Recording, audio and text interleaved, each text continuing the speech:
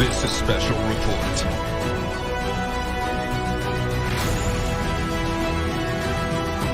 Black holes are one of the strangest things in existence. Neil Armstrong may have seen extraterrestrials on the moon.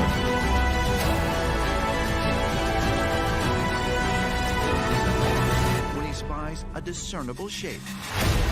That's one small step for man, one giant leap for mankind. You can deny all the things I've seen, all the things I've discovered, but not for much longer. Because too many others know what's happening out there.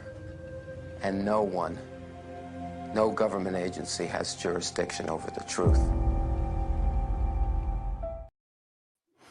Welcome to another episode of Full Spectrum Universe. We have such an amazing show for you tonight. We're going to turn what you feel is mainstream history and literally turn it on its head. These two gentlemen that I have coming in are, they have done such great work to, put forward what actually happened with man and what we are as a species. They've done, so they've written books. They're doing conferences online, and we're going to go over all of it. But before we get into that, I just want to say to everybody that's out there, July 11th, don't forget that we have our first year anniversary conference, which is going to be Full Spectrum Universe. It's the ultimate milestone because a lot of different types of podcasts, they don't make it to a year. They get a couple episodes in. Sometimes they fade out. We are hitting a year in July, so I figure we'll put together a great lineup of people, all doing presentations, bringing an amazing amount of information to the people. You are thoroughly invited. It is a free event. We'll be doing it live on Facebook, live on YouTube, and it's going to be an epic event for sure. So to get to it, we have Stephen and Evan Strong, and just so everybody knows that they do these conferences called Our Alien Ancestry, and they are on Chapter 10. You can go to ouralienancestry.net, and you can sign up. It is a paid event, but let me tell you, this next one coming up is going to be Stephen and Evan Strong, Omar Faison, Chris Blackman, and Stephen Cummings. It's going to be epic. This is what I'm talking about. This is what we need to do. It's one of the things I always say for everybody is, to know who you are, you have to know where you came from. And one of the things that these two gentlemen do is they rewrite where we came from. And that is ultimately what we look to do. So let's get into who we have coming on tonight. Stephen Strong is a secondary school teacher with a background in archaeology and education.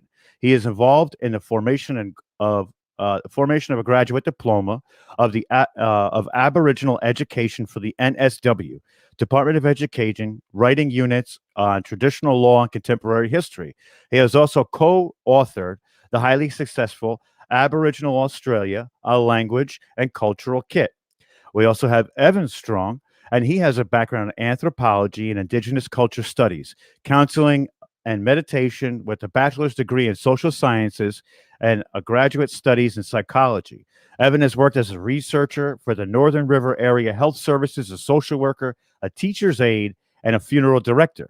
They have spent many of their years learning, living, and working with I might butcher it, but the Bundjalung Language Confederation, Northern River region of New South Wales, the Ramdirjiri, South Australian, and the Gumalaria peoples, New South Wales. They operated under the doctrine of Ritnjin, the black fellow, white fellow dreaming, which is something we're going to get into a little bit later, in remembrance of the Cornor W and the spokesperson for the Ramdirjiri. They work with diverse informal network of independent researchers, original custodians, elders, patrons, supporters, and friends. So without further ado, let's bring them in so we can go over some of the rest of what they have in store for us this evening. Stephen and Evan Strong, how are you? Very well, thank you. Happy to be here. And let us thank you for making a valiant attempt to try and wrap your tongue around original language. And I'm not criticizing, because it was a fine effort, wasn't it, Evan? Because most people find it difficult. It's a bit like reading Russian. But could I just rephrase those four tribal groups. Absolutely. Absolutely. The first one was Bunjalung. Now, the next one up is Ramanjeri, which is the mob from South Australia, where my elder Kano's from. Gamilaroi is a group inland from where we are. And, of course, the most important one of all is Wirrachin, which is blackfella, whitefella dreaming. But, again, I've got to make the point that no American gets close to using this one. It's an unusual language because you can have combinations of letters like G, L, and H together. You can have 3 O's in one stage, and it's nearly impossible. There's a lot of double letters too. Oh, double letters everywhere. Some U's and a lot of R's. So, yeah, well done. Well done. That was a good thank effort. you. I tried. But, one of the things that I love is that, when we talk about original people tonight, that is the Aboriginal people. They are the original people. And that's something that your work has. So I just wanted to let the audience know that. So when we say original people, they understand who we're talking about.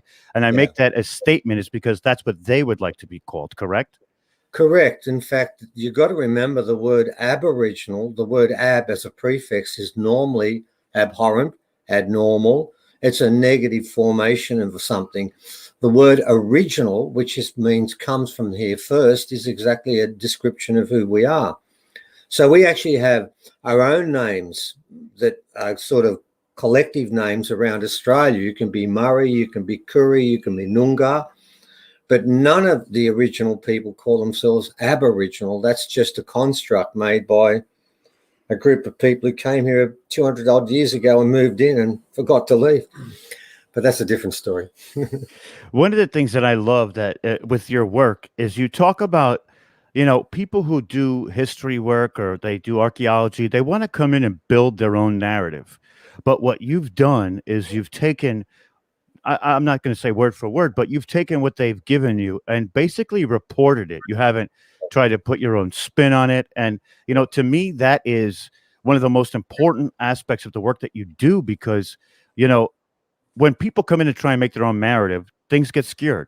Things are not right. So fill us in on what made you decide to go this route with the original people. I never made that decision. It was made for me. It was kind of ended up in our laps. To No. give you a good example of that, we were writing for the University Press of America and just doing books about archaeology and then spending more time in the community with the elders and the custodians. They started saying stuff about up there. Kind of ancient aliens, UFO kind of stuff. And we just looked at each other like, we're not going to talk about that. We had to leave them because of that and argue about that. So, look, the situation is this. So we do talk about that now, obviously. Yeah, obviously, a lot now, because we were told to begin with, for the first part of our research, we never mentioned aliens. We do what we're told. I was given ceremony by probably one of the most important Olway elders in this country, Kano.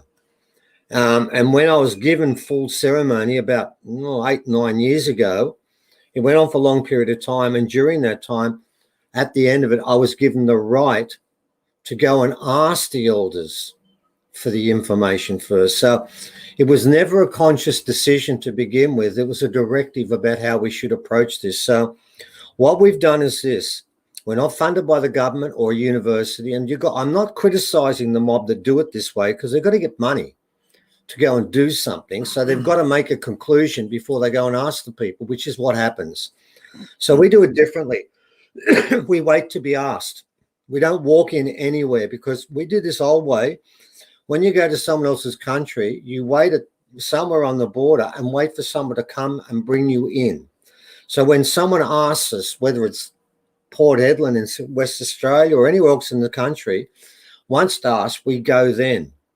Now, because we've gone in to country Old Way, and Old Way still exists in our country, I then have to wait for the elder to give me permission for me to look at that site. And I can give you many examples of us doing that. And the trick is when they do that, they normally give you the answer anyway. And then the job we've got to do is make up questions because the answer was given to us by the keepers of that place. Now, the problem with the universities and the governments is they're keepers of other places with other motives and rationale. And when they go to these sites, They already know what the history was in the past because they've got it written in a book. So when they see things there that don't fit in, well, they make up stories, they ignore it, and they do all sorts of things because it doesn't fit in, but they can't report it. And that's the situation you have with all history that's written today, mainly by the victors. We go and look at the victims, the losers, and ask for their side of the story. And what we found is that virtually everything the victors wrote about this country, and I got a feeling, and I might be wrong with this, Rob, but I've got a feeling this works for a few other countries. Most of what the victors has written is wrong. And what we've been given the opportunity to do is to find out the truth. And the truth, it's a bit like Winston Churchill said this, that a country can never move forward until it finds its past. Well, if that's the case, Australia's done for, because virtually everything that was written about Aboriginal people is wrong.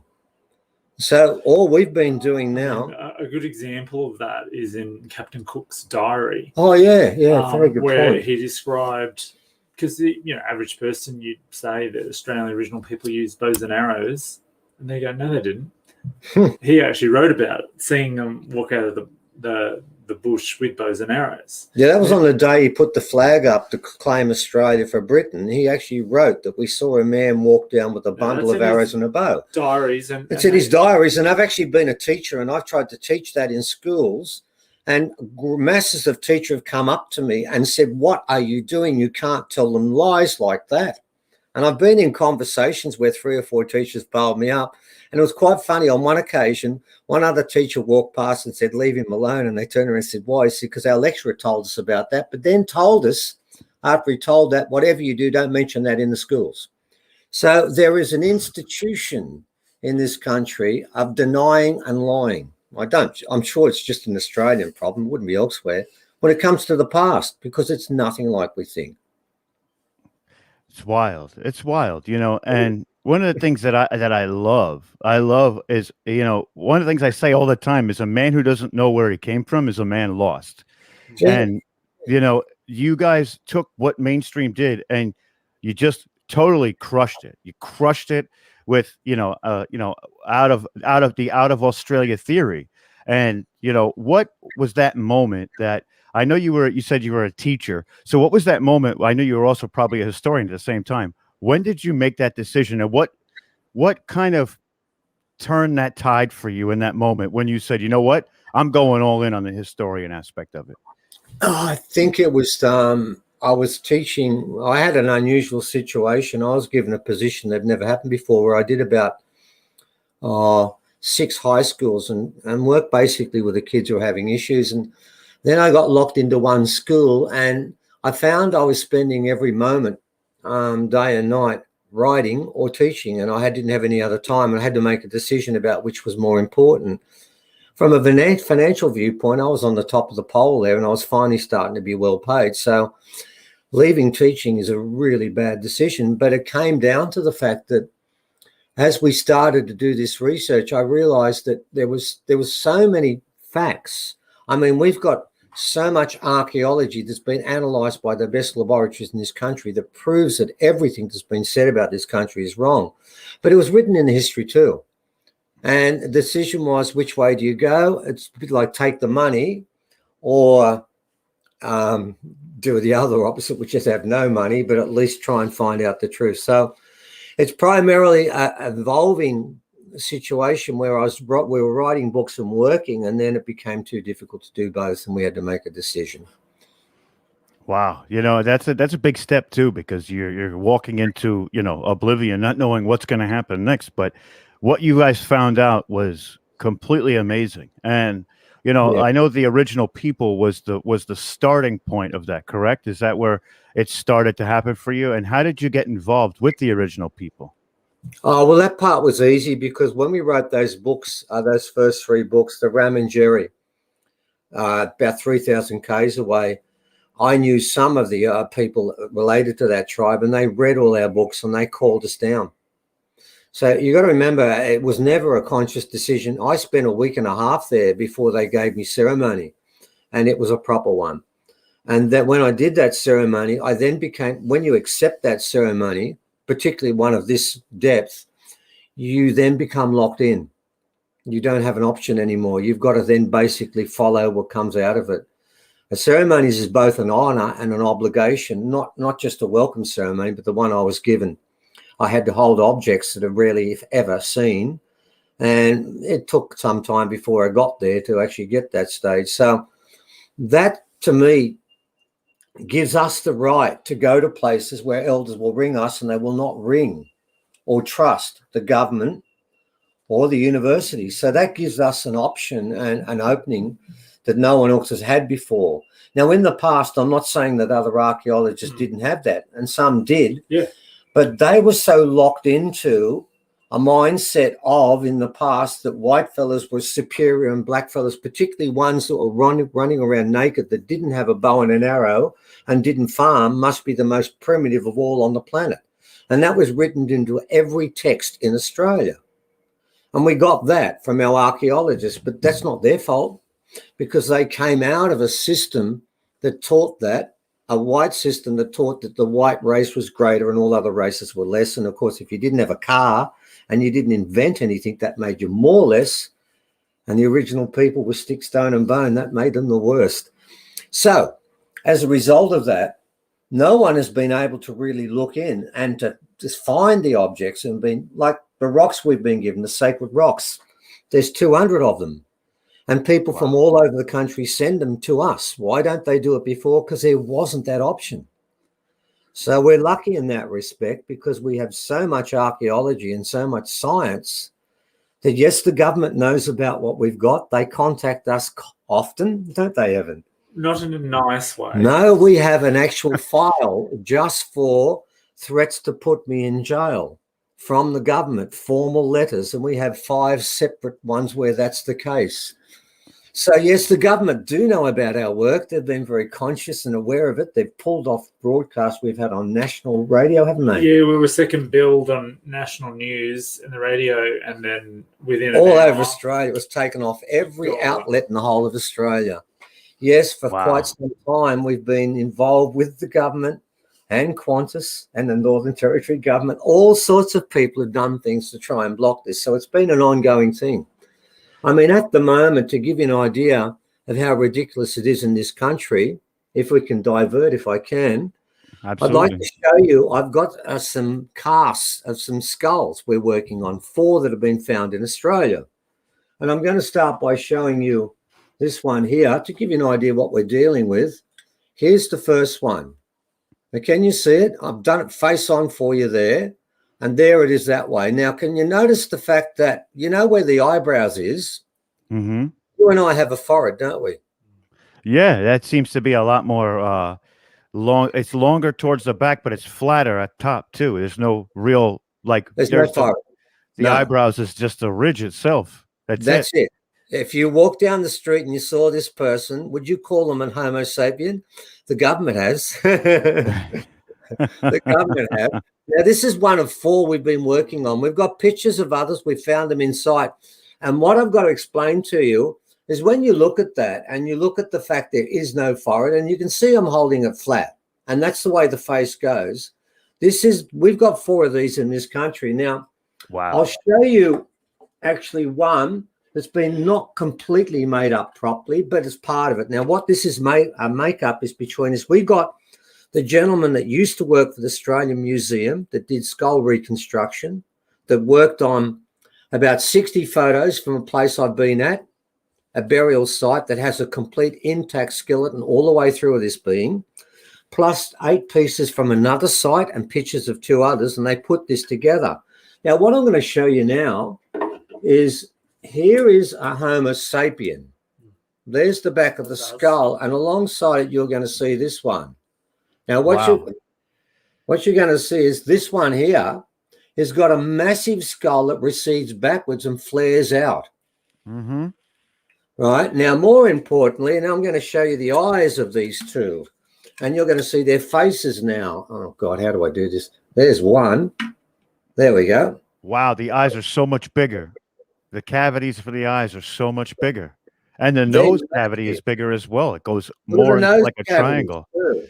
I'm trying to hold this properly for you.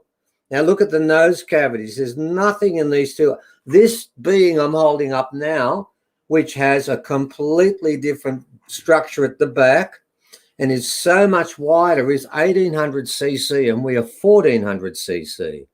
Now, what's really important is all hominids have 3 sutures.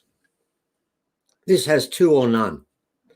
Both the reconstructors noticed the fact that the back, there is no back suture. Now, we can prove this because these are pieces of the skull from another one, and I'll show you what you see at the back here. When I hold it at the back here, you'll find there's no suture running down here at all, or there. There's a crack that's running the wrong way. So what we found is that these beings that have 1800 cc brains, that have no forehead, that have no sutures or 2, and probably none, because the marks where they put sutures are in the wrong position for all sutures of hominins. What we have it's very simple. Now, the question is, how do I know what this is? Very simple again, because this is where it gets different, Rob. They will go and do mitochondrial DNA. Oh, by the way, we are allowed to keep the bones of this thing. We've got the bones of that one I showed you, the remake. We're allowed to keep it inside our room at the moment. But what happens if I take it out the front door, Evan? Where do I go? Jail. How long? And massive 3 fine. years, 3 $1 years. million fine. Now, if I took it to a scientist to have it analysed, I would also be put in jail. But I'm allowed to keep the skulls. I'm the only person in Australia that's allowed to keep these skulls. Reason being, if it's locked in here and I can take it to show nobody and no one can test it, then it lays in limbo. You see what they've done? Right. I've got 5 different letters threatening to put me in jail. But at the end of last year, when we did the skull reconstruction, I wrote to them and said, let's go to court and I'll hold up these skulls as my evidence. About 2 weeks later, the government wrote back to me and gave me official warning in the letter and said they had more than enough evidence to put me in jail and do the 3 years and $1 million. They've got more than enough evidence, but they've decided to give me an official warning. But in the paragraph after, they made this proviso. They can rescind that at any time at their leisure, but for now, they're not going to put me in jail. But they have the evidence and they can do it. Now, the reason they're doing this is because that if I get the mitochondrial DNA tested, and I have an academic in a university in Australia ready to do it now, right? Right. If we get the mitochondrial DNA tested, the whole of this story about who was on this planet falls out the window. It's okay to say there's a flying saucer up there, but I've actually got the bones of the people that were flying the saucer. Now, how do I know that, Rob? How do I know they're alien? We could get them tested, but I don't need to, do I, Evan? Because my elders, they told me what it was before I got there. Yeah, they already knew Yeah. you're going to find, where you're going, where it was found from, and we had no idea of any of that. Now, what happened was, as we were driving towards the skulls I'm showing you on the 8 pieces here, this one here, Right. an academic from Australia got these in 1953 and took it to the Australian government, and they said it's a Homo sapien, as I always did. And he rang me. He rang Evan actually first and told him, I've got what you've seen in the burial site. Would you like to come and have a look? We didn't know he was going to give it to us. We said, definitely, we'll come and have a look. And as we're driving there, and I'm 10 minutes out in Victoria, I get a phone call about 2,000 k's away in South Australia from one of my elders called Wirichin, which is the name of that philosophy. And he says to me, you going to pick up a skull today, are you? I said, well, yeah, but I never told you about that. He said, oh, don't worry about that. This is what the spirits have told me. They told me you're going to see a skull. It's one of them. It's one of the ones who came from the sky. It's one of the, because we don't actually have gods in Australia. We call them sky heroes, Rob. Okay? Right. They Right. came from the sky. They're not, we call them sky heroes. Now, the first sky hero that Christians would equate to Jesus Christ was by army, right? Mhm. And then his kids came along and they landed in their spaceship, and then they started to share their genes and we all joined together. And he said to me, the skull you're going to see is one of the children of Biami. I said, whoa, Wirichin. I said, that's a big call, mate. I said, I don't even know what I'm looking at yet. He said, but there's more. He said it was found in a certain area of Victoria called the Wimmera region. And that's a small area within the state of Victoria, about 200 k's by 200 k's. It's got different sort of land there. I said, Werichin, really puts yourself out in a limb here, mate. I said, because I don't know where it's from, and you've picked 1/500th of 1% of Australia's location. That's a tough call, mate. He said, don't worry, we know this is true. Remember, you're dealing with the son of Biami, which is the skull we've got in our house at the moment. So we pull up at the academic's place, or put down, well, I was on a mobile, and he comes out the door. When we knock on the door, he comes out and he has the skull in his hand, the bits in his hand, and the first thing he said to me was, this came from the Wimmera region. So you see, mate, after you get that information from an elder telling me what I'm going to see, but I haven't told him, telling me who it is and where it came from, it's not hard to do archaeology, is it? No, you've got most of the evidence right there in front of your face, and most of the story is in your head, so you could just put 2 and 2 together, and there it is. There it is. And now what the archaeologists have told me, and I can tell you the top archaeologists in this country looked at that and he said, did they call that a Homo sapien? I said, yeah. He said, it's not that. Now, I can tell you something else about this being. One more thing we need to understand, because I've got to make the point, the aliens, well, the Pleiadians in Australia only, they've been involved in everything that's happened, and they've been involved in the change that took place at the ceremony that is part of what we're involved in now, that took place at Uluru at the end of last year. Now, what's really important with that alien is the head looks strange and different. Agreed? Nothing like it anywhere. That is not the most unusual part of the body. That's what's interesting about this, because I got to go to the site. By the way, it was found by a farmer. He contacted the Australian government. They said there's nothing to see here. And the next day, some members from the government organisation came around and said, if anyone comes to this farm and looks again, we'll come around and make trouble for you. It was threatened. 2 years later, he got sick of it. And a long story cut short, I got to see the site and spent a day there. What is most interesting is, yes, I picked up the skull and said, where's the forehead? Then I looked behind and said, my God, it goes backwards forever. That wasn't the most bizarre part of the skeleton. There were bones thrown everywhere, right? Because the government came and it was bent. They were buried with their arms like this and the knees up against the chest, and they were facing east, right? They were chucked all over the place. And I picked up a femur bone and I put it up against my femur bone, which is the one from the hip down to the knee, identical length. I said to myself, this one's 5'10". Fair call. Legs gives a good idea. Then I picked up the humerus bone, which is the one that goes from here to there, right? And your basketballers, the best basketballers in America, might have a 32, okay? We're normally 30. Gibbons are 35, okay, to give an idea of the length. This one I picked up went all the way down to here, but there was no elbow joint, and I measured 43. Now, what was weird about it was, I'm thinking, hang on for a sec, it's got legs that are 5'10", and I've done the measurement on this. It's supposed to be 8'2" with that arm, and I'm thinking that doesn't make sense at all. But the weirdest thing was that bone was no thicker than 1 inch. Now, I'm looking at the bone thinking, you got the longest arms on this planet ever of any primate, but it don't work. What are you going to put on it? The gravity we've got, the sinews and the muscles you could put on this, it would barely work. Mm-hmm. And then it dawned on me. I'm looking at the eyes, which are massive, as you can see. They're not for daytime running. And I'm looking at this arm and thinking, this is not for our gravity. And I'm putting together a story. My elder tells me when I'm going there, this being comes from somewhere else.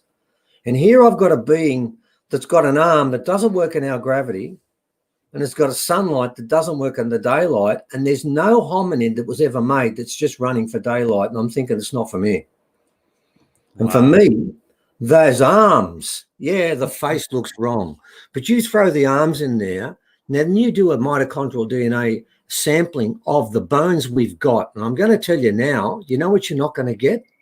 You're not going to get the word hominid. And that's the beauty of this, the sort of work we're doing. We're lucky because with this site, people rang us and asked us to come down. We knew nothing about it. So we get to see all the best science that's been sitting there and covered up. And now it's all spilled over and we seem to have most of it. So in that case, yeah, we've got film of a UFO flying over Uluru when we did the ceremony. And people will say, oh, yeah, another one. But how many people can say, we got a flat-headed being that don't come from here? Yeah, not everyone has one of these. No, they don't. And there are 4 right. in this country. Now, this is the important part, Rob. We found 4. 2 were near the Murray River. That's a riverine area. 1 was found on the coast, about 500 k's away. That's a coastal area. And the 4th one was found in the middle of Australia, in South Australia, in the desert. That's a desert region.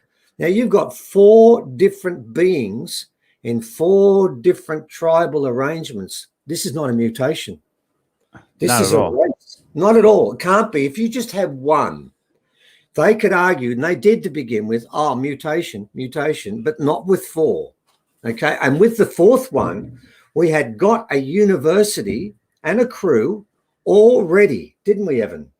I was Fully just ready. thinking about that. I was just running it. They were 2 days off going in to get the 4th one and doing all the analysis, and the government stepped in, an academic stepped in, and the whole thing was called off. So don't tell me the Australian government don't know about these beings. And they do. They know about them back to front. That's why I've got so many letters. 3 of my letters are about these beings, aren't they? Mhm. I have got letters for another site, but 3 are on this one alone. But they stopped when the guy that used to do all the reconstruction for Australian Museum worked with us and created that skull. So when people say, oh, that's not a proper piece of work, that took them 6 months to do, and they did it old way, not the new way. They did the old way of doing it, which is much more reliable. And it took us 6 months, and that final cast, what did it cost us? $8,000, wasn't it? Something like that. $8,000 to get done. So in fact, the guy that did the second part of this does the faces for Alien and Predator. those right for Hollywood. things. So we didn't get 2 punters off the street to do this. We got 2 professionals that do this for a living. So when I show you that skull, don't think, oh, no, we just made it up. No, we didn't do anything. I can tell you the government likes it because now I got a letter saying they might sue me. So they were impressed by it. That's wild. That's why that they would even do that. You know what it is they don't want people to know, and that's what what we were talking about before with them being, they just don't want us to know where we come from. They want us lost and divided and things like that. But this is it's amazing what you have there. And, Uluru is a site that for you guys, I know is just an immense, it's so spiritual at its foundation. I remember on December 21st of last year, we did the Uluru Time to Level Up event, and I know you guys were there doing ceremonies. So tell us a little bit about what that time period meant for humanity. Well, to be honest, all of our presentations, the 7 we did before Uluru and the ones we're doing now, have at its base that ceremony. Everything is based around that. Now, that ceremony, and I do thank you because there were around the world, by a conservative count, 15 million people involved in that meditation. And the number I was given that we had to reach, which I never thought we'd reach, was 1/10 of that. So it was an amazing, successful event. And look, it began for us about 4 years before that when an elder rung me up and spoke about the fact that the world was going to splinter into 2 paths. Somewhat like the Mayan prophecy of the 2 roads, which I'm sure you're familiar with. I wouldn't insult you by saying, do you know about it? Because you obviously do. And they said this was going to happen. It was going to begin at Uluru. And way back at the start, I remember this guy told me it was going to happen in December the 21st. And he told me I heard that date for years before we gave it up. And that was all building up towards it. And 9 years of ceremonies had led towards this taking place. And they said that the world would split into 2 ways. And after a period of time, there would be 2 vibrations that are going to be coming out of this planet. And that, as you know, the Schumann resonance is off the dial right now and has been. and particularly was on the 21st, as you know, because Omar By sent us 30 the readout. points. 30 Yeah, points. yeah. He It was was he was onto that. So yeah. It went like that for 4 hours, and it was 0.3 before 7:32, and then it stayed there for 4 hours. Wow. There was so much evidence that came out of it. What sort of threw me a bit, Rob, is every presentation we did, all 7 of them, we said each time we weren't convinced it was going to happen for the best reasons. There was so many blocks in this, and so many people trying to drop this at every level. And that leads up to the Australian government and Qantas and all. Jetstar. Yeah, well, Qantas is Jetstar. Oh, right. So I'll try and remember to get to that bit because they were involved in trying to stop the ceremony too. So we were never convinced it would actually happen. And even there was a ceremony, there was a conference that was on there at the same time. What was it? Cosmic consciousness. Yeah. And it was on coincidentally, and some people tried to challenge them and say you were taking money out of it, making money out of it. They had it up booked years before. Even when we gave that presentation the day before, we said we weren't sure. And I appreciate that 15 million people went to meditate and wandered out into really cold situations in Iceland and other places on a maybe. And, you know, mate, when we were there watching this massive, huge blue pool of sky above us at sunset, thinking, what is that doing there? I still thought to myself, okay, this has happened. And I got a report from yesterday from someone who was there, and she gave this amazing story of what happened to her. It did happen, but how was I going to prove it? Where was the proof? I mean, it's okay to tell everyone next time when we did a conference, which we did, look, it was all good, went sweet. We all had a great meditation and we feel better for it. And all the people there will tell you they feel better, they feel moved. And everyone's going to say, yeah, right. Okay, fine. Thanks. Great to hear about that. Well, what does that mean to me? We never thought we'd have evidence, particularly not what we got. And that's what we've been putting up. What we've been doing now is we know that change will take place and that humans are going to be drawn to either higher or lower vibration. There's going to be a time in the future when both those vibrations will be simultaneously present on this planet, and each person will be locked into one of them. And then one of those vibrations, the lower one, will disappear, and so will they. Now, I don't know the mechanism for that. I don't understand it. And for a long time, that was one of the reasons why I thought, no, I'm not so sure about this. But it happened. I mean, we've got film and we put this up each time, and we've put it up, taken at Uluru from a different position where there is a massive flash of energy that comes out of that rock at 7:32, and no one saw it until they put the film up. That was at 7:32 at Uluru. As you mentioned, Omar sent us a readout at 7:32. The whole world's vibration increases 100-fold from 0.3 to 30 to 32, 36, and then goes back and then repeats the next day to an extent. But we've got pictures of golden shafts of light at 7:32 in Croatia coming out of what looks like a disc. It looks so much like a spaceship, it isn't funny, and going into the water. And we've been in contact with people in Croatia, and the whole of Croatia was abuzz on the Facebook talking about it. It was shown in the news in Serbia and other countries, but never in Croatia, of course. And no one understood what it was. We've got film, which we've put up, that went up in Glasgow in the major paper there, and they call it the War of the Worlds, where there's rays of light coming out of the clouds and into the ground, or the other way around. And there's just hundreds of them, all different colors, and they're perfect columns. We've got so much information. But then on top of it, then we got the clincher, which we really are going to talk about in our next 2 presentations, which is the UFO one. Have you seen that one, Rob? I haven't seen it yet. I saw it was up there. Would you put up a couple of days ago, right? It was very recently. Right. Let me describe it to you. And of course, what I'm going to do in the next 2 presentations coming up, I'm going to go into that particular shot in more detail. But what it is, you've got to understand it was taken by somebody, and we've spoken to both the people involved that took it, and they're going to be in not this one coming up, the conference, but the one after. I'm going to interview both of them.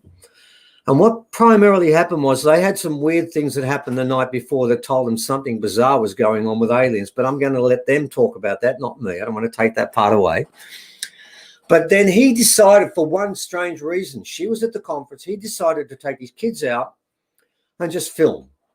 And of course, if you've seen pictures of the sky, everyone just kept looking at the sky. And we spoke to the security guard there, and she said, I asked her, have you ever seen that before? She said, never.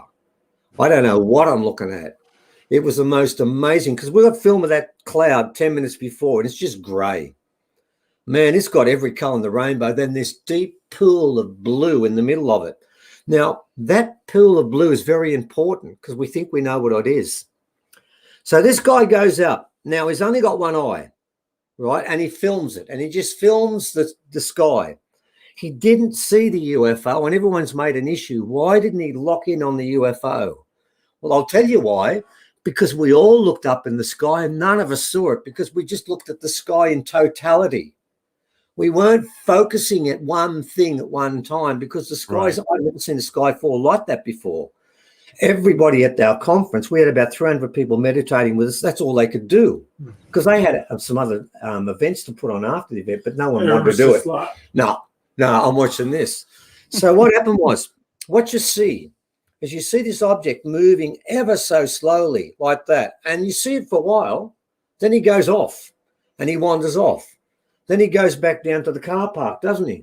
And there's this woman holding up this, what is that thing called? A phone, that's right, yeah. And she's aiming it at it, and her eyes, she's really dumbstruck by it, but he hasn't seen it. So he goes back and you see it a second time. And you can see it's still just crawling along like that, getting closer to that blue spot. Then he goes again. And you got to wait. Then after he comes back on the same pan, on the same angle, it's gone. Now, people didn't pick up the most important part of it, is it was moving so slowly. One person said it was a helicopter. You can't hear any noise. Oh, don't worry, we checked. We got people there that checked all the readouts. I'm going to interview the person who was in the last helicopter that went out, and it was at 4:00. Okay, so it wasn't a helicopter. Someone else said it was a Cessna. Mind you, not just a light plane, mate, but a Cessna. Right, We've a now two-seater. No way. We got pictures of all the air traffic. We got a hold of that went over Northern Territory, and there was one plane that was 400 k's away. It was a passenger plane going from Darwin to Melbourne, wasn't it? Yeah. Maybe Adelaide. Adelaide, something like that. And it was about 200 k's away in the opposite direction. So it was not a plane. We've done all the research on this. But what's interesting is when you get back the third time, it's gone. And then he just pans through the whole of the sky and you can't find it. It's disappeared. Wow. And it was just crawling along. And the last time we saw it, it would have been about, probably about half a kilometre away from that hole in the sky, because there's a hole in the sky where it's just deep blue. But remember, it's sunset. And if you look at the sky on down near the horizon, it's a washed out bluish grey. But up in the middle, it's the deepest blue I've ever seen in the sky ever. That object went up through that portal. It came down to watch. So what we're doing now is we're saying to people, each time we put, we always do new archaeology every time. We do something new each time, but we do repeat that, because what we're trying to convince the people is that there's two parts to this story. Number one, they came. This actually happened. There were crystals put inside Uluru, and those crystals have exploded at 7:32. We filmed it. Then they've gone into the earth. We graphed it through Omar, and they've charged the earth up, and it's healing itself. But humans now have to heal themselves too, and if they don't, they will leave. And if you can see all that information, you'll be more inclined to believe the fact. And we were told about this split, the changing into two types a long, long time ago. Do you remember Rani Minimace? She told us 5 years ago about the first sign will be a run on toilet papers. And we forgot about it. And one person stockpiled 3 years of toilet papers and kept them there for 3.5 years, and finally got sick of waiting and used them all up and finished the last roll a week before COVID started. Oh, man.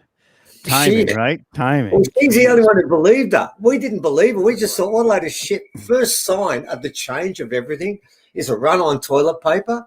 Now, how many people would predict that? But that's her prediction. And by the way, her last prediction, the final sign when the change is about to come. Remember that one? Mhm. It's the birds. Birds behaving weirdly. She said, that's the one. When that's happening, get ready. The change is beginning. Now, I've got to make the point about this change that we're talking about, because we've heard about it many times before, but the original people have never invested in any of this. I can tell you two things that might convince people there is actually a change. For the first time ever in Australia, at 10 o'clock on the 21st of December, for reasons no one can explain, the whole rock was closed that day and the next day, and no one was allowed there, and they chased out all the people who were there. Yeah, I never got there.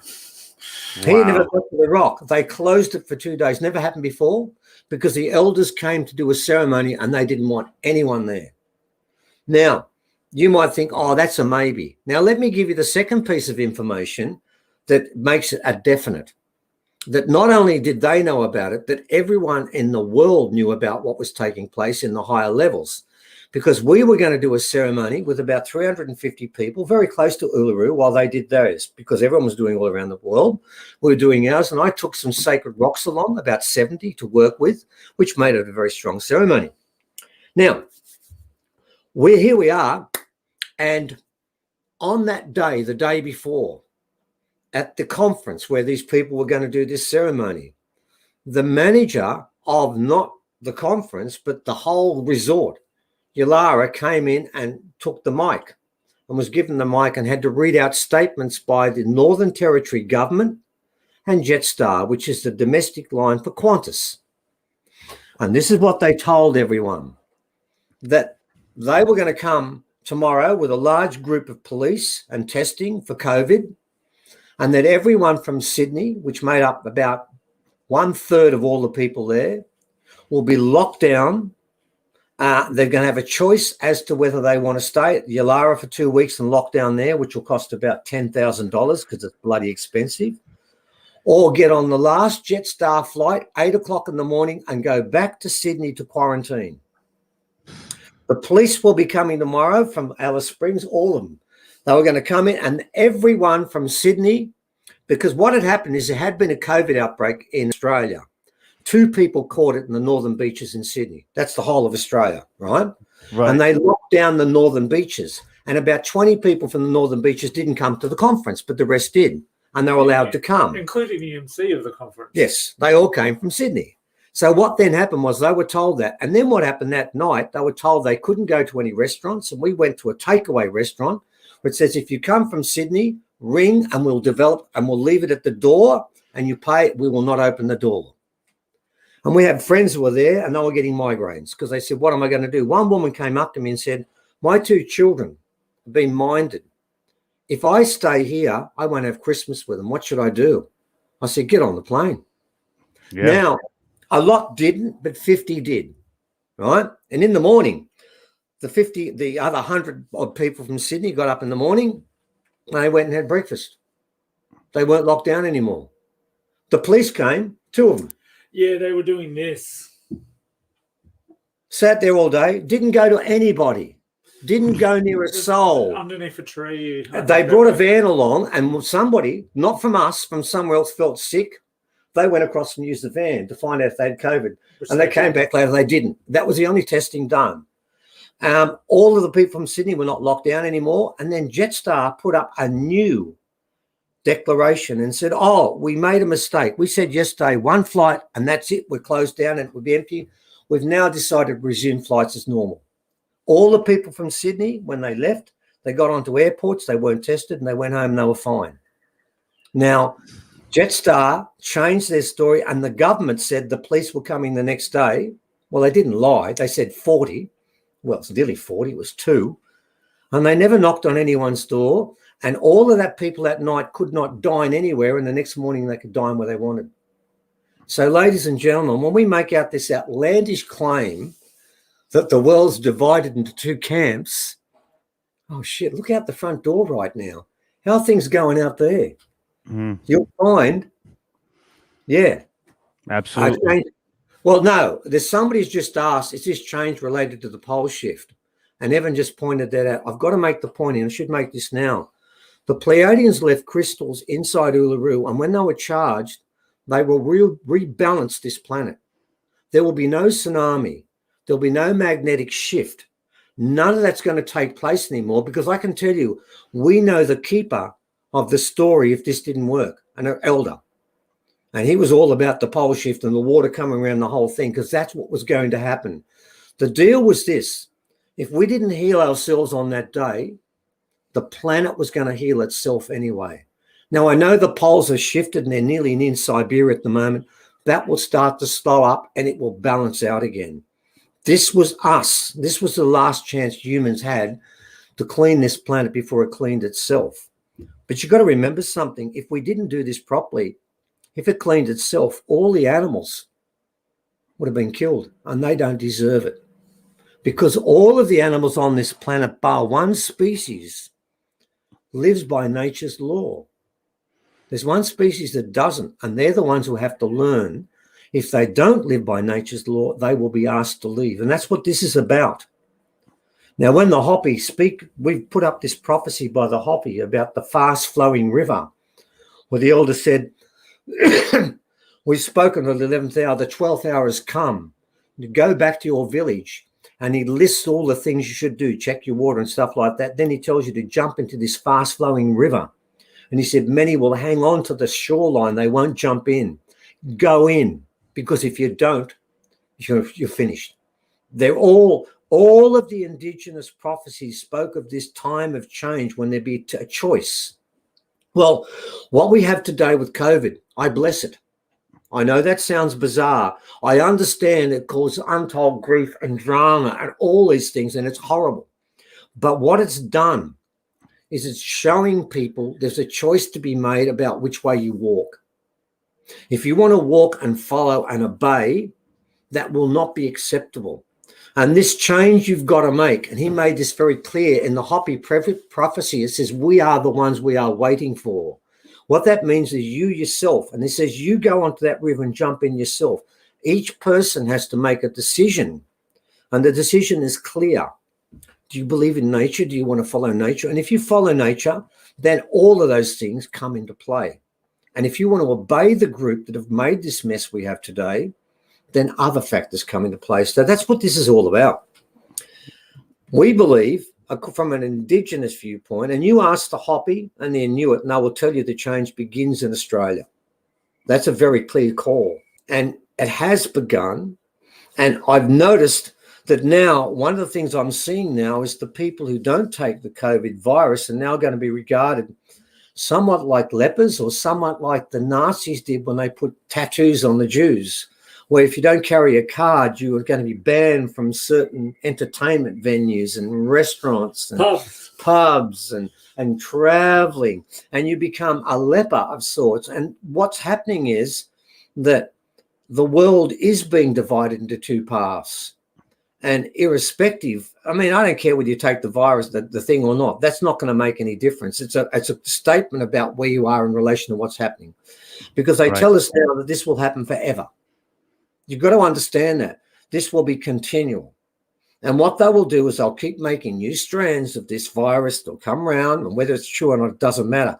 You see, it doesn't matter because it exists in the media. It exists in the masses out there anyway. So it does exist, even if people say it's not there. It does exist in every other form, so it doesn't matter anymore. And they're using it to take away every right you've got, and they'll continue doing that because that's the future they're offering you. And what you've got to say to yourself is that the other future on offer is all based on faith. We still can't prove it. We can give you a lot of circumstantial evidence. We've got lots of that. But in the long run, it comes down to a leap of faith, which is what 15 million people did in meditating and sending all their energy to an inanimate, non-moving, non-breathing, non-eating piece of rock, hoping somehow or another that rock will save them and save the planet. It's a ridiculous scientific notion that happens to be true. Well, I think it's true. And, you know, when we did we watched the ceremonies that you guys did on the 21st when we were doing our small, gathering and getting together on a kind of conference level. And I could actually feel the energy that was coming from that video itself. It's not like I was anywhere remotely close to it, and I could still feel it. And that to me is a surefire sign that we were on the right path at that moment. And I told Omar that, I said, I felt that. It was like a humming in my whole body. It was wild. It was wild. Well, Evan's different because Evan was actually at the site, and he and some of the other people. What was your experience, Evan? You actually felt it properly, didn't you? Yeah, because I was just lucky enough. Well, there's no grass out there, but we're on a sporting grounds, and I was lucky enough to have a dirt patch in front of where I was sitting. So I had this compulsion to just put my hands in the earth. So I went, I'll do that. So I had my hands down like this, and then after about 30 seconds, they started to shake physically enough for the people sitting next to me going, what's going on with your hands? And I'm like, I don't know. I'm just feeling this pulsing coming through the earth. And the more I concentrated on it, the stronger it got. I could feel the energy surging in the ground. And I was connecting back to the mother, that's connecting back. It's wild. Exactly. That's what was happening. And I was actually the one that was sort of running that whole thing. And I saw other people have their hands there and then take them off the ground. So I found out from others too, quite a few people could feel the vibration in the earth. And of course, as you know, Omar proved to us, yes, it was vibrating. And we were actually, and that's the real important part of this, Rob, that I think does resonate. If you want proof, the proof is that at that particular moment when 15 million people covered the earth in positive vibration, positive energy, it actually worked. That's the point. I mean, you've got pictures of the rock blowing up with energy. You've got pictures of a spaceship. We have quite a few people saying there were spirits standing all the way around watching this. We heard that from quite a few people. And there were so many people who had different reactions. I remember, and what about the cow one? Oh, yeah, the cow. Yeah, the cow one's a good one. This is a story from Tasmania, which is a place that rains basically all the time, is really cold. Sorry, Tasmanians. Beautiful place, crappy weather. Anyway, this woman went out and meditated. Now, it's not a big one. It was on her own. She went out into the bush somewhere. And her story is this, that as she began to meditate, a cow wandered out of the bush, never seen it before, stood alongside her, and at 7:32 started to cry. Now, you might say she made it up, but when you say that, could you remember we've got, and we'll put on presentations, we show you 10 photographs of 732 around the world, and when you put it in context next to all those things and you know something was happening, then why can't the animals feel it? And God, we got lots of dogs and cat stories, but there's a difference. A dog and a cat could be empathizing with its trainer, right? And then pick up its emotion. But a random cow that never met this woman before, there is no reason for the cow to sort of bond and say, oh, you're feeling something, I'll go with it. No reason whatsoever, because after that was finished, the cow just walked away again. That was the end of it. So what I'm getting at is we can present 1,000 different ways. And you said the same thing, Rob. Quite a few people a long way away had amazing experiences at that time. What do you do with that? Do you ignore it or do you take it in? I take it in. Are you kidding me? That to me means I think we actually made a tremendous difference on that day. And you're right. It sort of ushered in this. It feels like a new kind of era where we're getting back to our we're getting back to where our vibrations are getting higher by self-work and exclusively working on ourselves to raise our vibrations in that moment. And I can feel it in the people around me and the company that I keep. And I think it's an amazing thing. It's an amazing thing. I think you're right. And I think it's very important. One of the things we decided is after we did that, those 7 presentations, we stopped for a couple of months and wondered, well, what are we going to do? And it became obvious what we had to do. And it's exactly what you've said. There will be millions. I'm not sure we're going to get to 1 billion, to be honest. I think that's how dramatic this is going to be. But the question you've got to ask is, what structure do we embrace?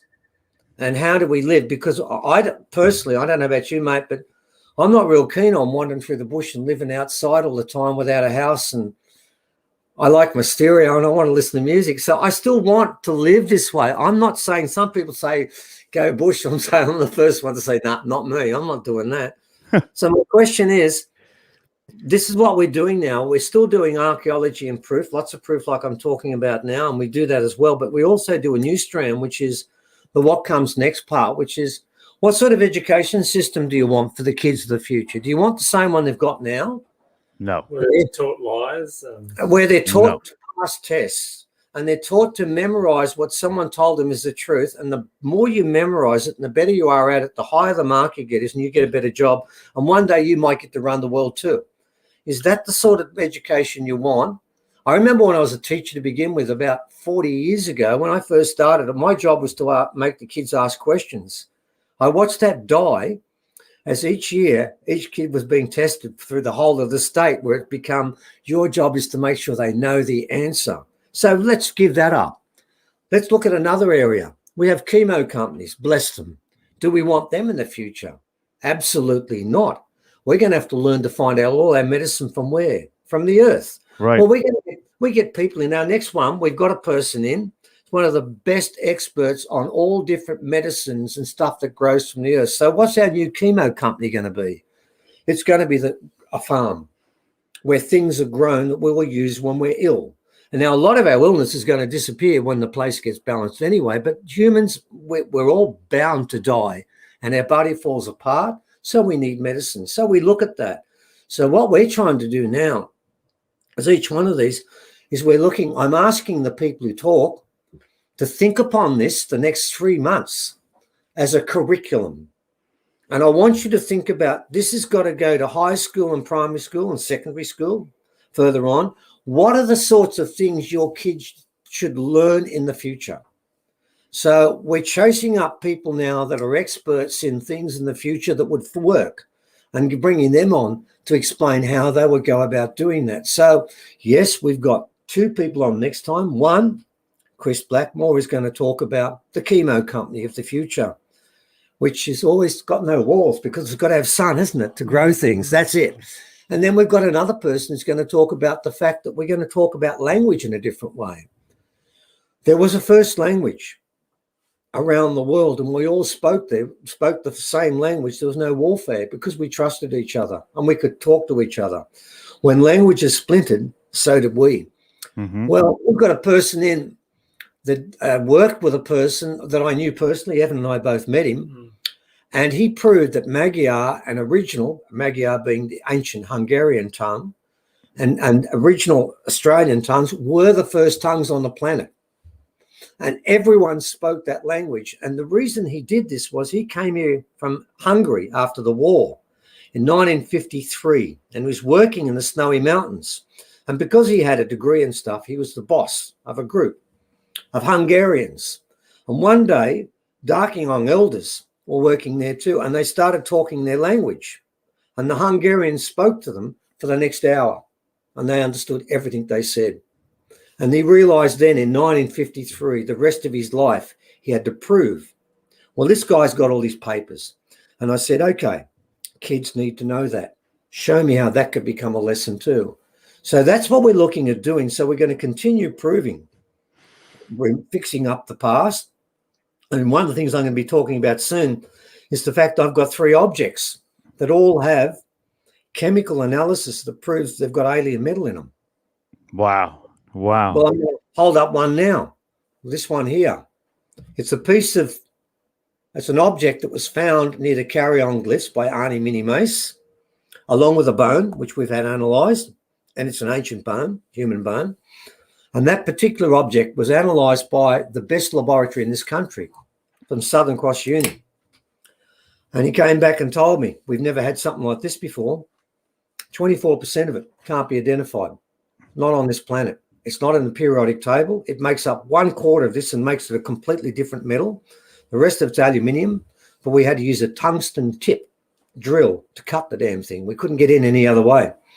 And he said, we don't know what it is, but it's not from here. Now, we've got 3 objects like that. And those things are part of that same story. And, of course, what we do in our presentation, we get the hard job, we get the empirical part, and we let the others do the mystical part of the story. because our job is to prove to people, A, aliens were here, and we can prove it because we've got all this different information that's been found in Australia, and B, more importantly, why they came. And they came for one thing, December the 21st at Uluru. That's why they've been here for millions of years, for tens of thousands of years, for this event, because this event that takes place on this planet does not stop here. It creates a ripple effect that'll go throughout the cosmos. That is why they've invested their time and energy here. And that is why that UFO, instead of shooting through the sky at 1,000 miles an hour, was doing what? 50 Ks. And by the way, Cessna, for that person who said that, Cessnas cannot hover at the speed you're going to see that UFO. They fall out of the ground. It's called a crash. But we won't go down that path because we proved they weren't there anyway. But Right. it was watching this. That's all it was doing, man. It was watching the whole thing. And when it came down through that portal, and once it knew it was successful, they probably went up there and had a huge party. They've been here for so friggin' long, hoping we get this right. And even down to the 20th of December, they weren't sure, and nor were we. And it's people like yourself, Rob, and the 15 million people that pulled this off. And I told the people at Uluru this, but it relates to everybody there. I said, the time will come when you'll sit down and tell your grandchildren, I did this. I'm responsible for this. If me and my mates, well, 15 million of them, if we didn't do this, if we didn't believe in something that we couldn't even fully believe in because it was never given that way, but we decided to go out with just faith alone and do something to change this planet, then I'm responsible for it. You've got every right to say that. And for those of you that didn't come along and feel a little bit miffed by the fact you didn't get involved in it, you probably didn't know about it, but it didn't matter. We only needed a certain number, and we got that up 10 times over. That's not the important part. The important part is who joins us over the next, well, couple of years. Well, I can tell you that. I'm not allowed to say when this is supposed to come to fruition, but it's far less than a decade. And that is why we made a commitment to continue with these online conferences until it's over. There will come a time, we know that the Schumann resonance can run at 0.3, and we know it can run at 70, 80, it can run even higher.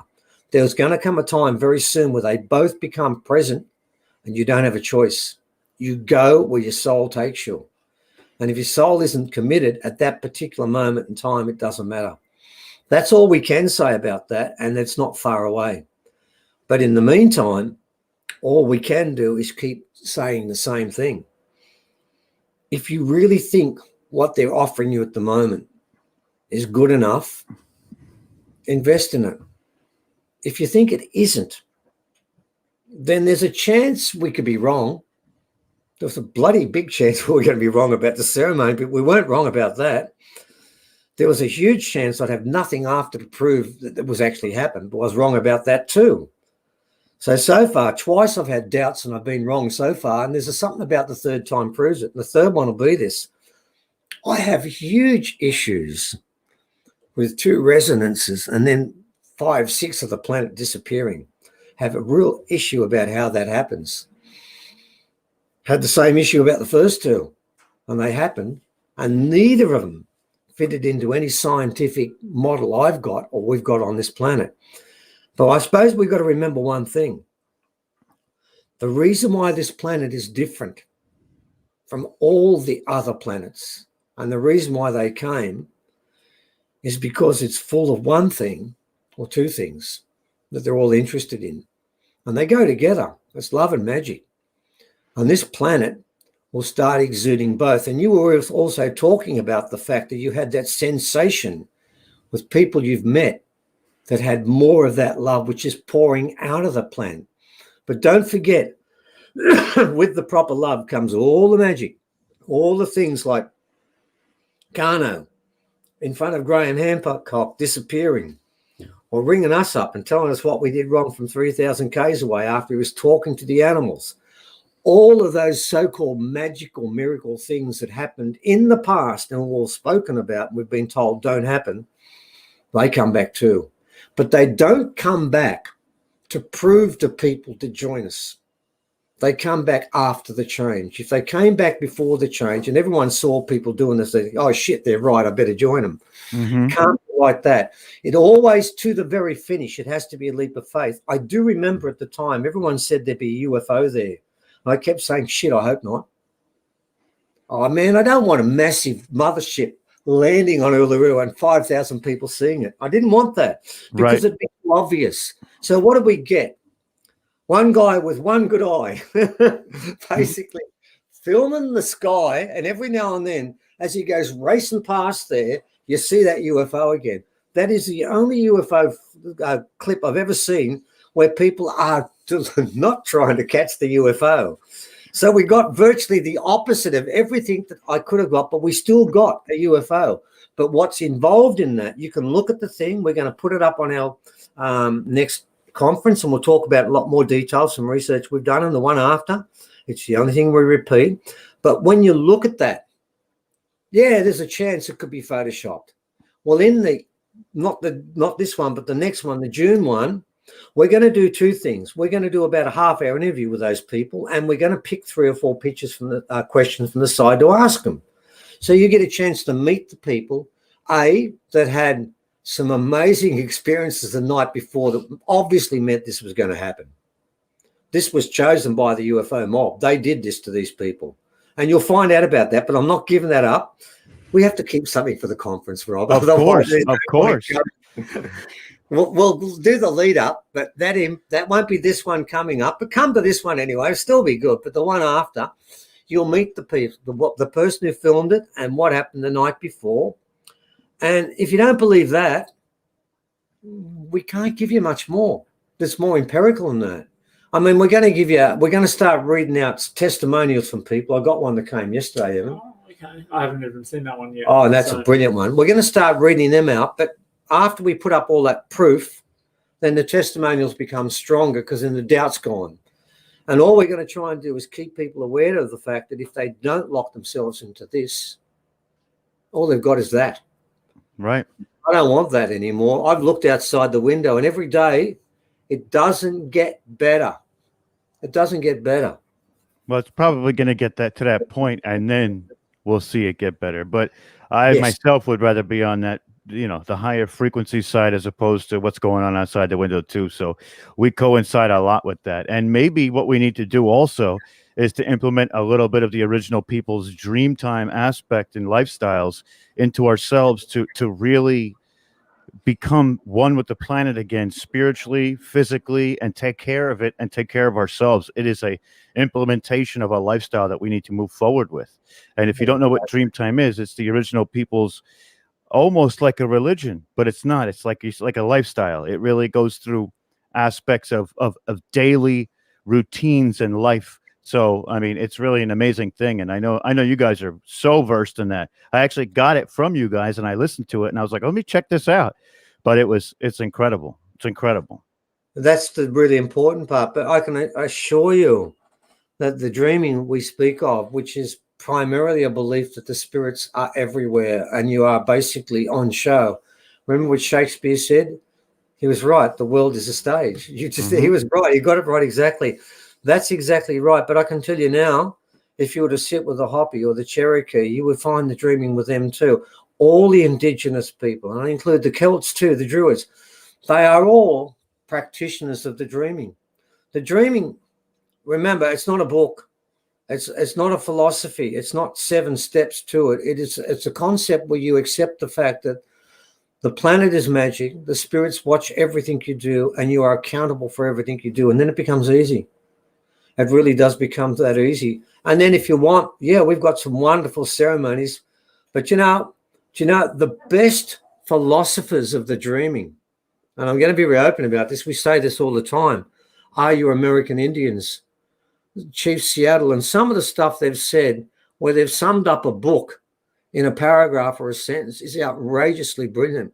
You can find all the wisdom you want? Because remember, the American original people, the American Amerindian people, and the original people are the closest cousins to each other. We are closer to them to any other group, because our people lived there for a long period of time before the second wave came. But they came through invitation, and we inbred with them, and we shared the stories, and they have those stories. And you'll find, of all the indigenous people on the planet, the ones who live the closest living to the dreaming are the American Indian people. So you Americans are fine. You don't have to come to Australia. You can't at the moment. We don't let anyone in. We lock the world out. What we said to the rest of the world very simply is piss off. We don't want you. Right. I'm actually starting a presentation that I'm going to be doing at the Watchers Talk 7th anniversary, which is it's a Native American collaboration of myths, giants, and heroes.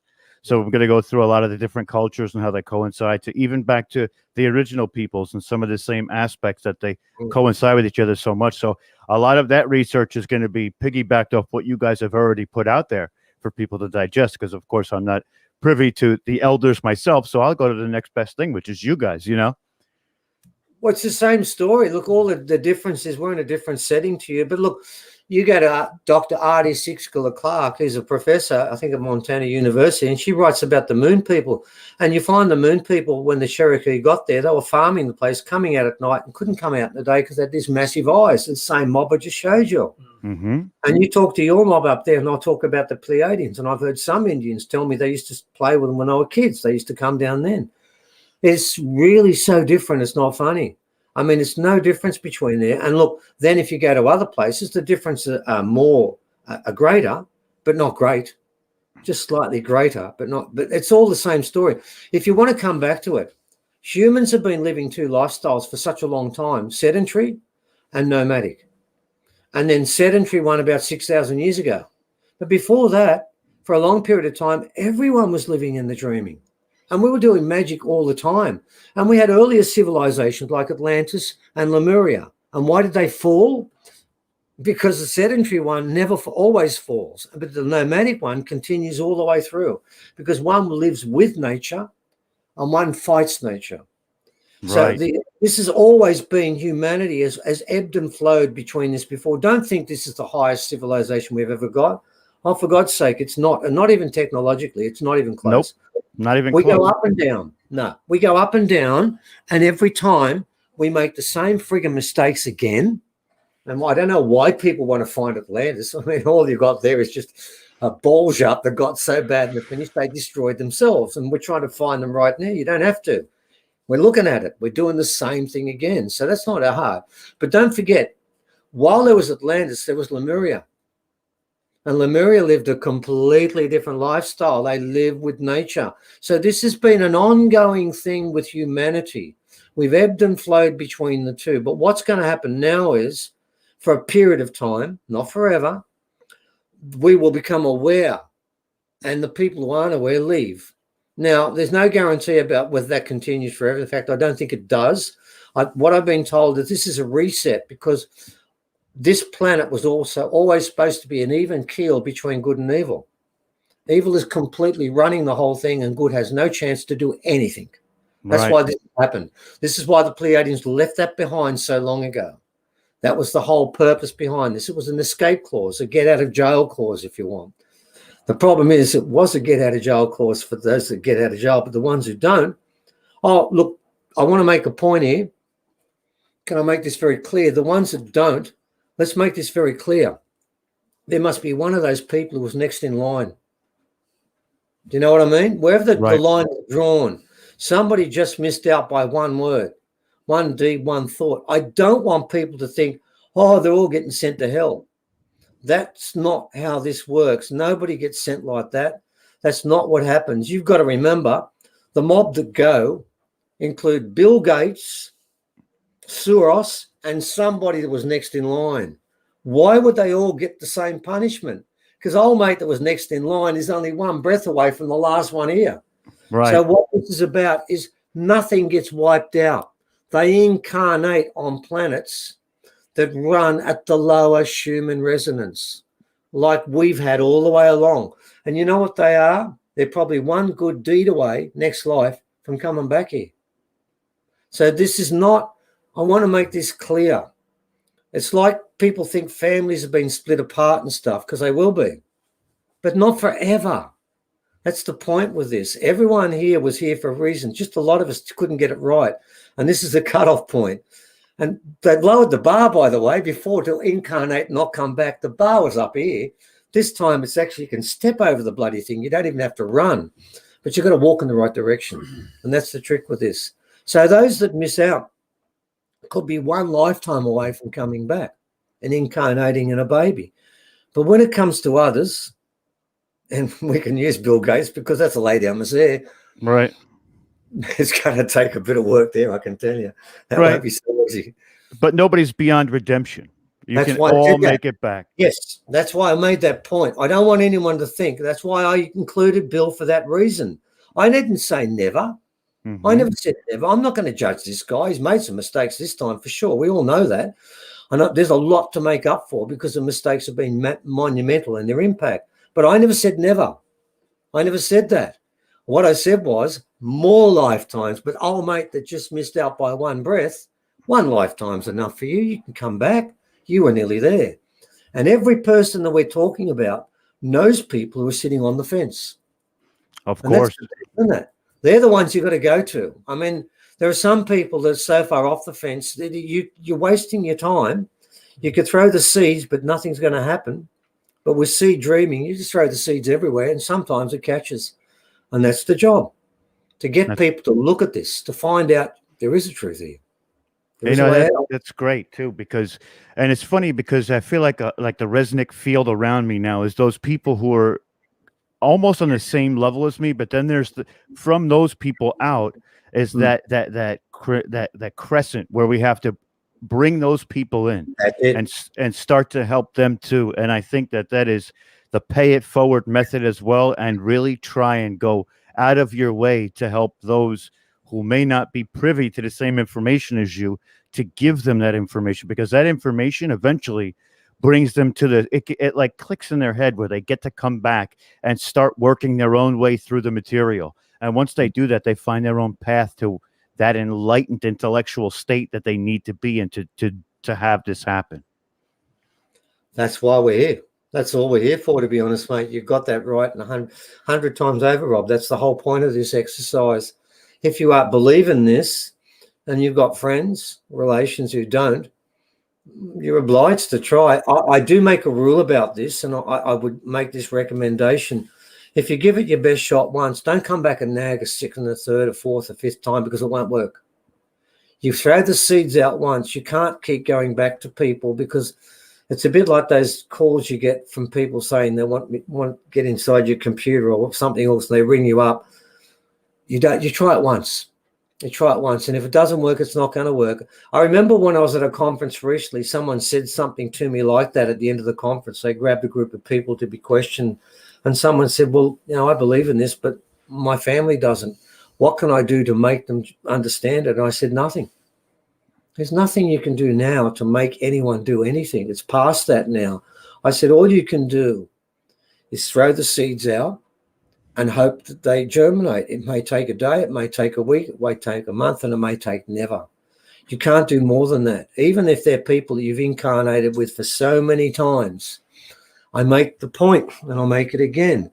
It means if they don't get it right, they go somewhere else for a period of time, and maybe during that period of time they'll get it right. Eventually they'll come back. That's the deal. So no one's kicked off this planet. But some people think, oh, that's unfair. Well, if you're incarnate and you've been here forever, well, think about it like a rock does. When a rock's been in a place for 1,000 years, what's that? 1 second. That's how they see it. They just sit in one place for a long period of time and do nothing. Think about it. Rocks have a really tough time, don't they? They don't do anything. They just sit there. So in our case, if you are away for a period of time, it's okay. You haven't lost your link. You've just had time away. It's a bit like this. This planet's become a university, and it was a kindergarten. And for the people who haven't graduated from kindergarten, all that's going to happen is you go to a new kindergarten until you get it right, until you learn how to play in the sandpit with the children, learn how to share with the children, and work out why you're here. And then once you get those things right, you'd be back in no time at all. It's not that hard. Absolutely, absolutely, guys. This has been such an amazing episode. I really, really appreciate you guys coming through, and we've covered a lot so far.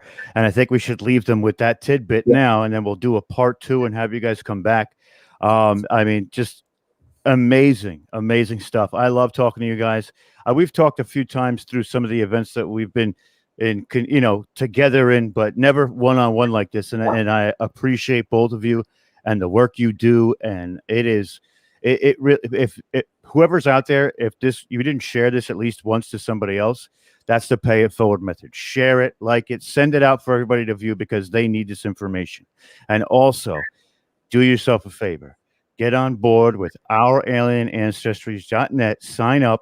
Get to the conferences. I think we're coming up on number 10 right now. So, I mean, it's amazing. It's amazing. And, also go to Forgotten Origins. Get yourself involved. Look at what these gentlemen do. They do amazing work. They are on the cutting edge of what history actually was, not what other people are telling you. This is where it starts. And like I said, a man who knows where he comes from is not a man lost. So figure out where you come from. You've got to know. You've got to know. So, gentlemen, thank you so much. It's been an honor and a privilege. I'll give you a moment or two to say your final thoughts. Well, final thoughts, God. I would say primarily, if you're alive today, you're in seminal times.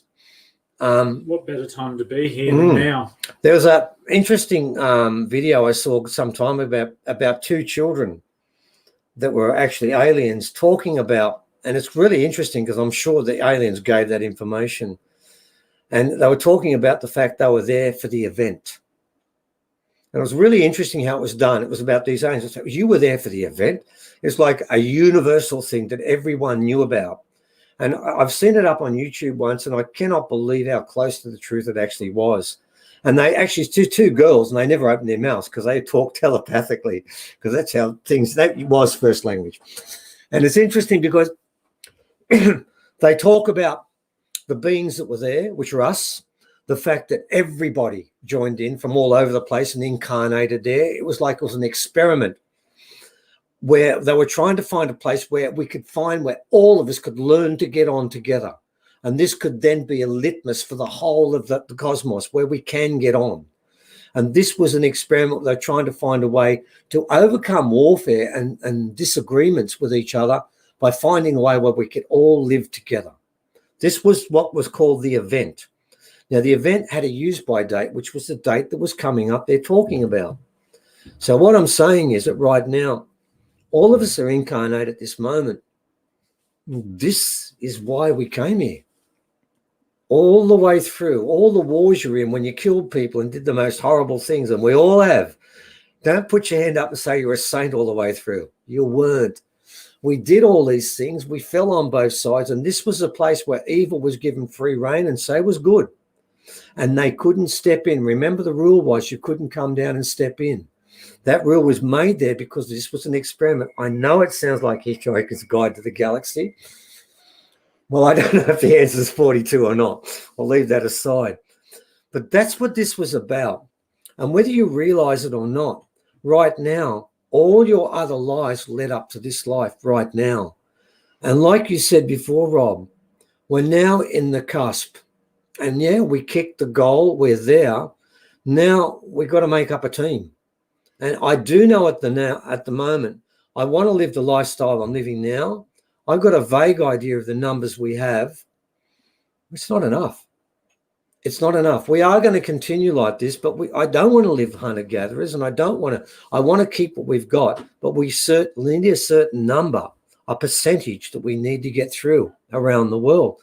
And I do remember, and I'm going to close with this, before COVID, I was given a percentage by the elders of the number of people who were aware that were ready. And it was 2%. My understanding is the number we need for this to work the way we have now in comfort is 10%. I know we don't have 10. That's the bad news. But the good news is I know it's more than 2. Mm-hmm. So we've got a couple of years, and I'm going to be hesitant about going further than that, but it's only a couple of years left. Numbers aren't right yet. So like you said, make this part of your conversation. And I'm going to close with this. When you hear people talking about COVID, interrupt them and say, but it's not all bad. That will break the conversation when they're whinging about, because you know what COVID does? It drags people into a negative mindset. This is what the ploy in this is. So if it's on the media all the time, if that's all they talk about, if everyone becomes fearful and obsessive, then you will not evolve. This is their ploy. We told people, we were told they were going to release this. We've been told people for about 5 years they will release something to make you fearful. Compared to the Spanish flu, it's nowhere near as dangerous, and compared to nearly, but they've used it in a way that it's more dangerous than anything, even Ebola, because it's permeated our psyche, and you have to clean yourself of that. That's what they've done to you, and they've done it deliberately. And that is why when that conversation starts, step in and say, I can see the silver lining in this cloud, and bring them back. Because if you live in that lifestyle where people see you and walk on the other side of the street, where someone tells me to move away from me, where in Australia we've had one COVID case, I think, in the last month, and people are so scared of COVID, you wouldn't believe it, mate, because I know in America and India and other places it's worse. It's just as bad in the media every day. Every day the news starts with COVID, COVID, COVID, COVID, then sport and weather. So, guys, you've got to get out of that mindset. And if you see people talking about them, interrupt them. Do it for them, because it's going to be good for their soul. And give them hope. And say to them, don't talk about this all the time, man. You're calling it towards you.